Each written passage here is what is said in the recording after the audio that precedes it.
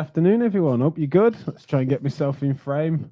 There we go. Happy days. Right, let's make sure we've got the do not disturbs on, email off, WhatsApp off. I need to concentrate.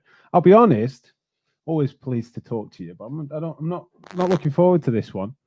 In part because it's a contentious subject, which I don't usually mind, but it's more that if I were, what's the point in doing this show? What's the point in trying to have a relationship with you guys about me speaking my mind and chewing things over if I'm not going to be open and honest about stuff? And this topic is something that, above all else, beyond my opinions on the matter, I'm just massively irritated at the response to what is something that is otherwise quite innocuous and should be unsurprising. And I'm kind of then, it's going to make me no friends, I don't think, because it doesn't necessarily matter what your opinion is on this topic.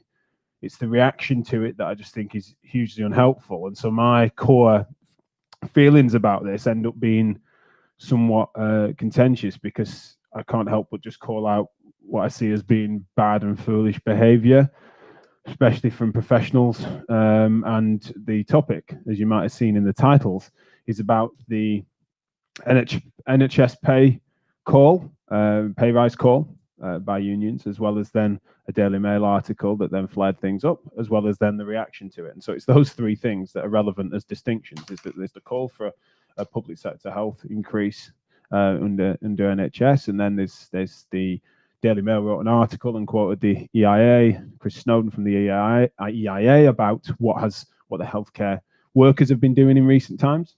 And then there's the reaction to that is that then, although those blurred lines between those things and the story as a whole is what we will talk about, these things are contentious and they're deeply political. You know, that's why I say not looking forward to it in a way, or these things are a bit hot and bothered, and there is a party line that's quite clear that I could just ignore.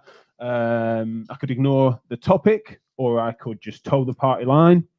And unfortunately, as I proved by even questioning something as basic as whether or not AHP Day has utility, and that was somehow contentious, and I'm a heretic for talking about that, then this is not going to be one that some people will like.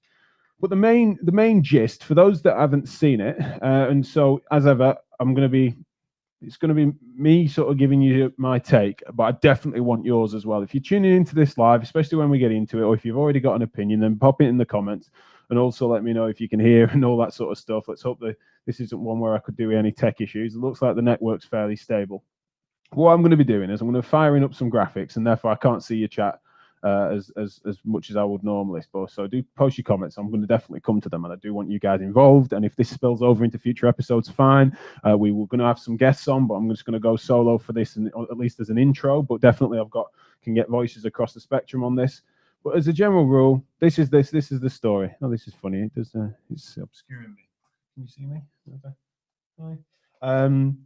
Opportunistic unions demand pre-Christmas pay rise for all burned out NHS staff, even the ones not dealing with COVID.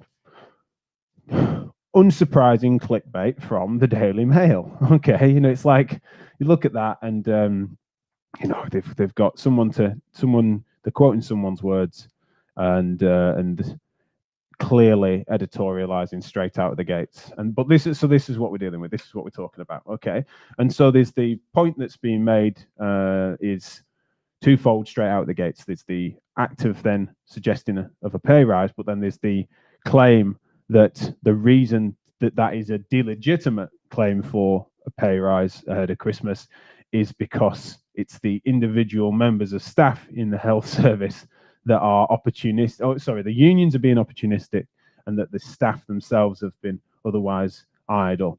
And that has then provoked, understandable in some ways, outrage, because it's meant to be outrageous, right? So it's basic clickbait, tabloid clickbait. But the thing that I'm saying is contentious from my end is that this article and that line of that line of thinking is about as basic and mainstream and politically, by the way, not a fan of it, certainly not a reader of the paper, but it's completely straightforward political take.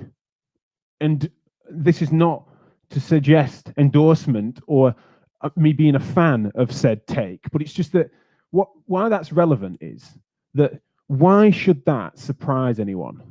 It's a completely straightforward thing that whenever any section of the suggestion of public sector pay rises, especially at times in which this suggested economic turmoil, we think about going back especially a few years into recession times, etc., deeply contentious because you've got what's classically a economy consuming thing, which is silly and short-termist to think of it that way with regards to healthcare and education politically, but fine, compared to the fact that the economy is sort of in turmoil and shrinking, then you're going to get a fairly mainstream, especially right-wing take that we should be tightening our belt, right? And that they're going to make that claim anyway. And so then when it's a time where perception is that the NHS has been dysfunctional, for want of a better term, not through any fault of the individuals within it, of course, but it has, then it's relevant to me that we can't be surprised. Like, what on earth is the outrage, even though the article is outrageous? Now, we'll come to the fact that by being outraged to it, you've just completely played into their game.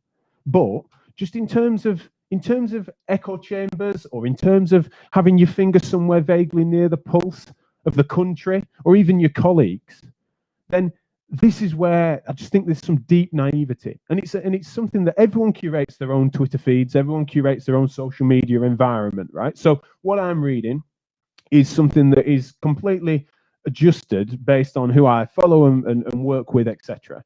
And so there's no doubt other people are seeing other things, but for me, it's just been utter foaming at the mouth, frothing anger at this piece. And I'm not saying that therefore it needs to be tempered and that actually it's a reasonable piece. I'm just meaning that what on earth has made you surprised at this narrative? It's completely a mainstream thing for people to say. Now, the bits where there's some details is where people become personally quite offended, right? It's rare that you get that our Chartered Society of Physiotherapy or equivalent bodies get named particularly. And then there's certain things that are inferring things on individual clinicians, not by name, but I just mean like it's making inferences that people are like pushing back against, right? So you can get it on that level, but it's again, like, it's the surprise that's irritating. Like, in terms of what they consider the Overton window, in terms of what is politically what is politically a window of which ideas are, I'm not describing this very well, am I? The Overton window is considered what political themes or ranges of political opinion are considered mainstream or within acceptable discourse. And honestly, this piece, and not its style, but I just mean the basic premise that, you know, maybe we shouldn't be giving public sector healthcare workers a pay rise right now, and the contributing aside being because some of them haven't been as busy as otherwise the frontline workers have, is, even, like I say, even with full disagreement of that, it's like it's a completely mainstream opinion. And I'm not just saying that amongst Joe Public. And I'm saying this not because I've got specific polling numbers on that thing, but I'm just meaning, like, it'd be very strange to me if, when you consider the public opinion more broadly about things and the nature of people's take on economics, from what we can delineate from, you know, general election results in recent times, as well as people's political ideologies as we understand it in terms of dispositions across human beings in a particular country, right? But also that the thing that really sort of winds me up is that I've been in healthcare for 10 years now, working in the NHS for the vast majority of them, only recently moving completely out of the NHS, but still, you know, my wife works in the NHS, albeit on mat leave at the moment, but, you know, generally speaking, we're very involved and very passionate about the NHS. It's just that, you know, there's so many, I know a dozen physios and OTs and sort of AHPs that are also Tory councillors, never mind Tory voters, right?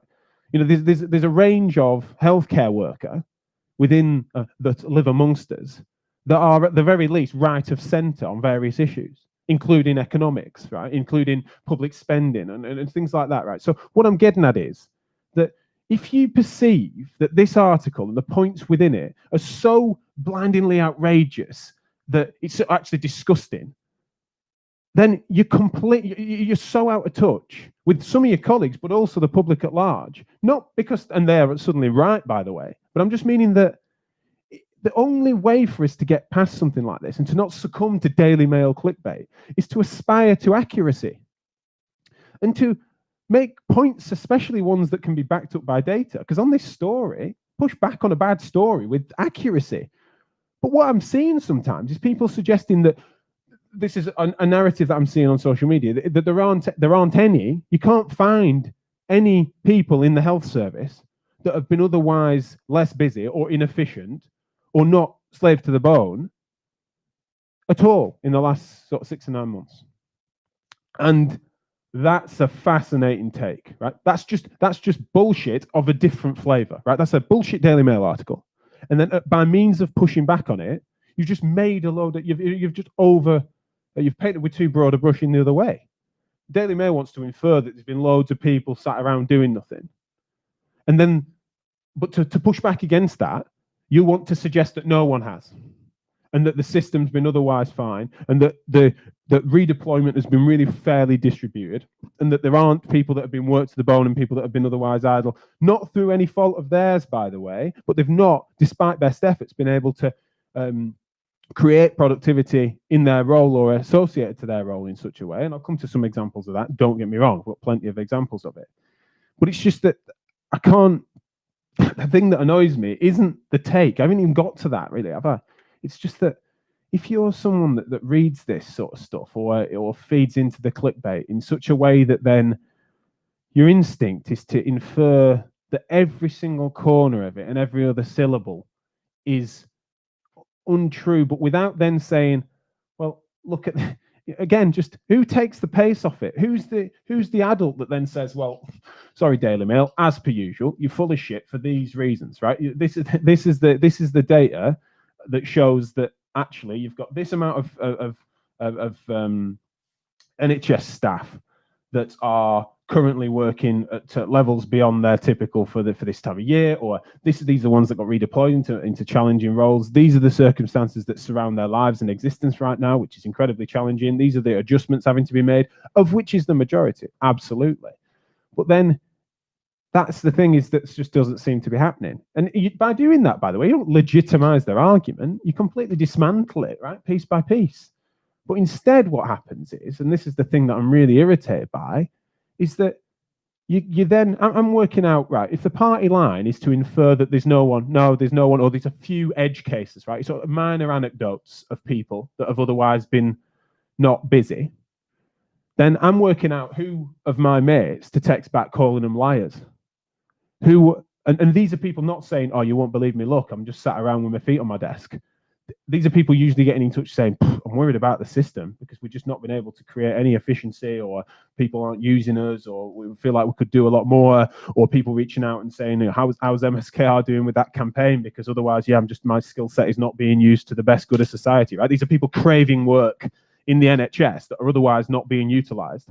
So I'm not saying they're sat around, but they're admittedly getting in touch with me and others and saying, yeah, I'm a bit either bored or concerned, or there needs to be a better way. The infrastructure hasn't been able to redeploy, or the infrastructure has meant that we've not been able to try and move people into sensible healthcare interventions that would be best utilizing skill set, right? So these are people that are not. It's not through any fault of theirs that they're more idle than they would normally be, but they are, and so they exist, and they're not edge cases. But they're not the majority either. And they're not failing to be stressed, by the way. They're pretty stressed often. They're having to work differently. They don't want to be necessarily working from home, trying to modify things on IT that doesn't work, etc. It's incredibly stressful, and they're not reveling in it, but they exist.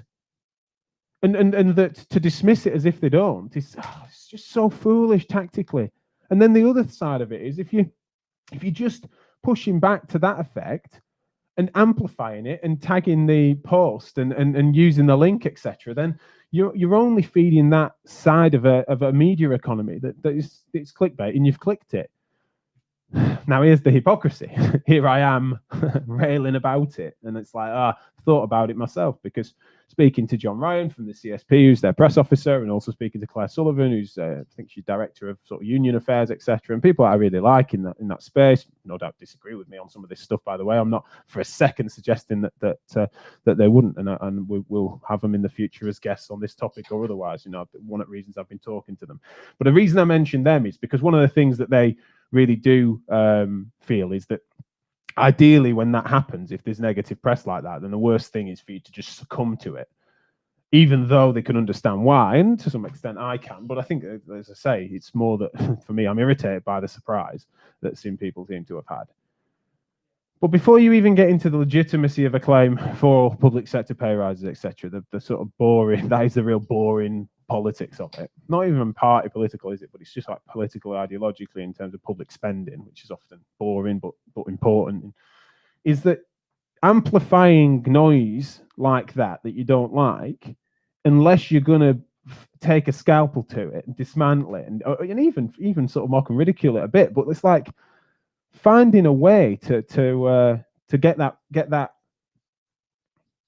counter that's actually vaguely more mature than the actual piece. But honestly, I just feel like I've witnessed people take, as I say, take bullshit and take a slightly different centered bullshit and try to change the smell of it, and it's just like just irritating. I find it really irritating, and I know that that's contentious. I don't know how contentious, but as I say, what's the point in me having this show if I'm not going to be honest with my opinion? So for those that haven't seen, and as I say, like it frustrates me a bit because I do accept some hypocrisy of me saying like let it pass or whatever. It's not really my point. That horse has bolted. This has been an outrage thing. It's not me. I don't think I'm stoking this up. It's more, I run a topic show like this. So examples in this article, right? It's naming the CSP, of which I'm a member. And then there's this here with the Institute of Economic Affairs suggesting piggybucking public support and stuff. That's where it starts to get offensive for people, and myself really, where people sort of suggesting there's some sort of cynical opportunism. But I think it's worth mentioning that it's these groups for being opportunistic. They're not actually suggesting individuals, but typically we as members will hear that as being personal. Also, it's clumsy because they're talking about thousands of medics could leave and stuff like that. And so, again, they're just conflating and not understanding what roles people have, and also suggesting, well, doctors and nurses are important and they're fighting coronavirus, but physios and dietitians and podiatrists aren't doing anything that could help the society at this point in time. So that's annoying. Second thing here, almost all NHS services were cancelled during the first lockdown in spring. Against no reference given there in terms of whether it is truly almost all even, I don't know. Though a lot weren't there, and it seemed to be quite a big shutdown, but we don't know.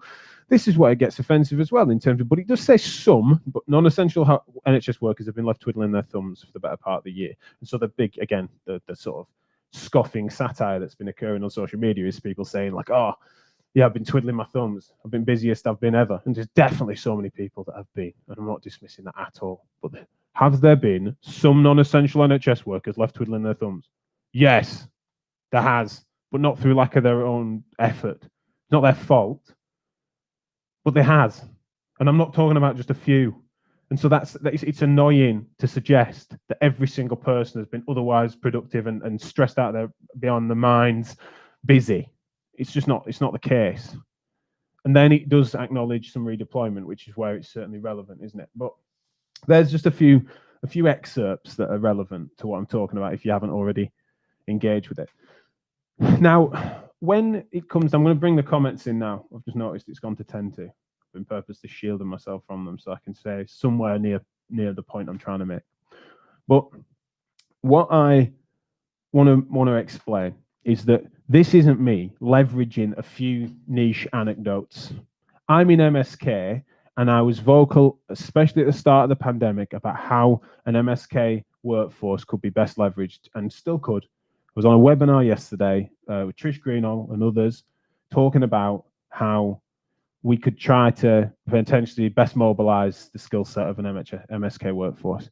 Granted, that work is somewhat incomplete, and I've got plenty I could learn about what went on there in terms of us exerting influence, especially as people with only internal influence and not external influence. But what I'm getting at is that in my specialty of MSK, there has been some therapists, particularly those redeployed into certain strategic and managerial roles that have had, it's been hell, absolute hell. And it's unbelievable what they've done for us all in terms of public service.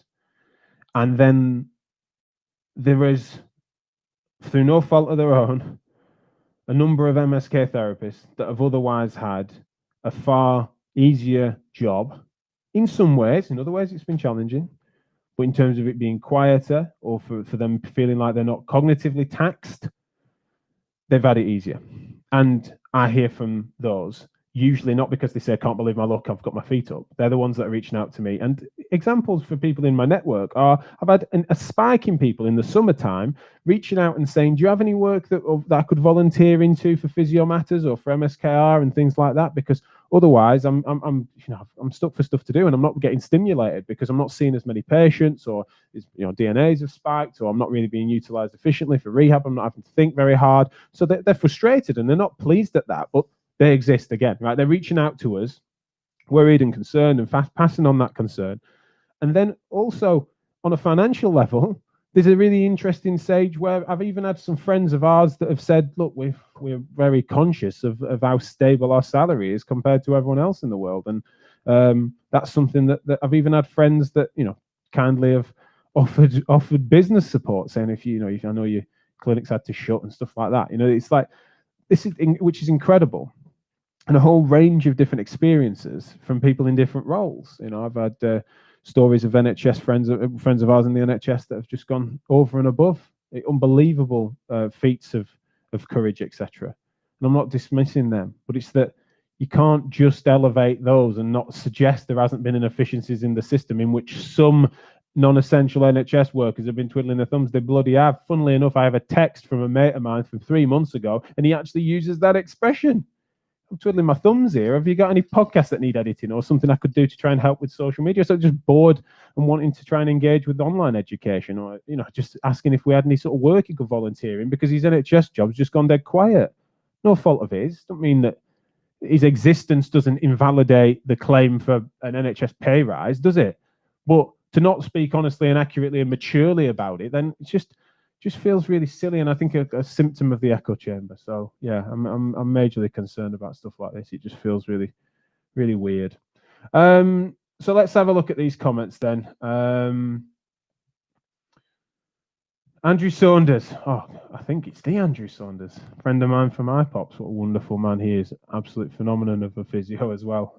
Lovely man. I miss him very much and working with him. So I hope it is that Andrew Saunders. If it's a random Andrew Saunders, then I've just, I love you too, man. He says, loving this, Jack. You reminded me of Jonathan Pye in a good way. Oh, great. I hope it's in a good way. But yeah, the ranty pie. Yeah, maybe I've been a bit pie today, haven't I?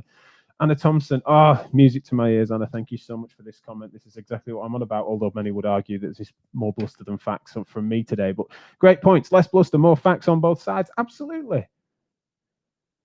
Katie Napton. Katie said, awful cheap journalism, but a tricky time for all, so we'll get attention. Yes, unfortunately, they succumb to, we've all succumbed to the clickbait.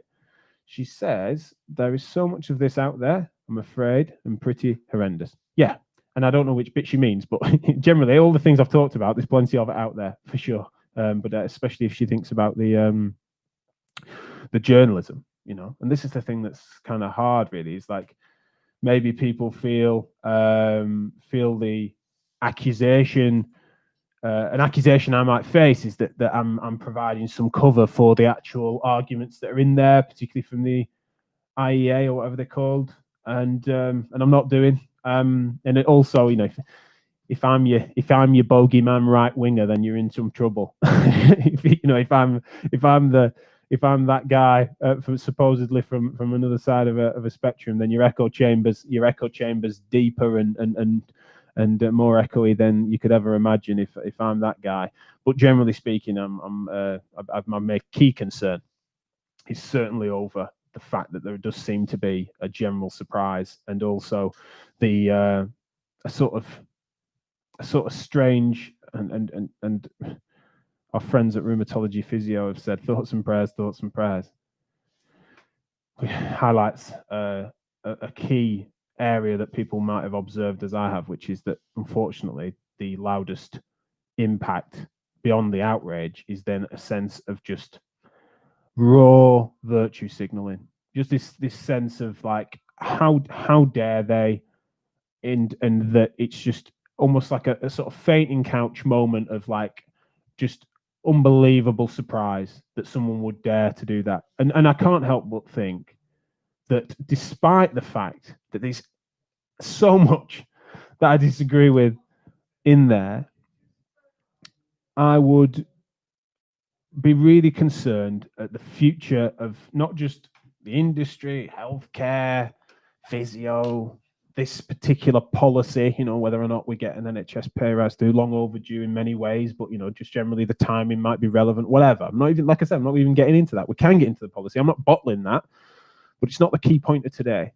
But if you're frustrated at this in such a way that it sort of really bowls you over, then definitely need to ask yourself, seriously, how unopposed do you want or expect your politics to be?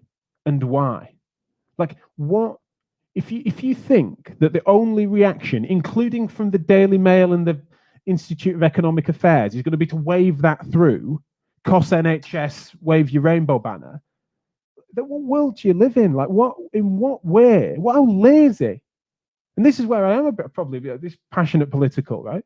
What have we become as left-wing healthcare workers? Call it that. What have we become if that's all we've got? It's just an expectation that it will just get waved through and that you won't face clickbait bullshit tabloid articles like that. It drives me crazy. I just think it's just a bit embarrassing, to be honest. Like, why on earth should we be taken seriously by the public? Of which I don't know if you saw the latest election results, but yeah, I'm not gonna. There's plenty of public support for the NHS, but you might have noticed that you've got plenty of right of centre people live amongst us on various different issues, and they're completely legitimate points of view that need to be considered, beyond much more legitimate, no doubt, with an opinion than this article, don't get me wrong. But if you don't find a way to sort of speak their language and not foam at the mouth as soon as you hear something that's a completely mainstream point of view that you shouldn't be surprised to hear from the Daily Mail and the EIA, then yeah, it's beyond me. And I'm sorry if this is particularly unpopular opinion. I don't know. Like I say, my echo chamber, unfortunately, is in completely the opposite direction to this. And I'm sorry to be the guy that's doing it. But, it's as I say, what's the point of me having this show if I'm not going to speak my mind? So thank you so much for tuning in. Really appreciate you all. And especially those after the fact might get this and might hate me for it. Get your feedback in. And especially anyone that's got any opinions that counter it, or have a particularly strong opinion in this direction, I'll have you on the show. Let's talk it out. Absolutely. It's something that's uncomfortable for me in a way that I've not got a guest, because it's something that I understand that some of these things might want to be countered, or they might well be something that I'm missing. But it's quite interesting for me to not have got stuck into it yesterday because I wasn't on the show. But now that I have, and now that I've had a chance to reflect on it, I think my biggest frustration is the surprise, and I just think we need to not be bowled over by stuff like that. Otherwise, we're never gonna win the argument. All right. So love you all. Speak to you all tomorrow. Hopefully about something more interesting than this, but you never know.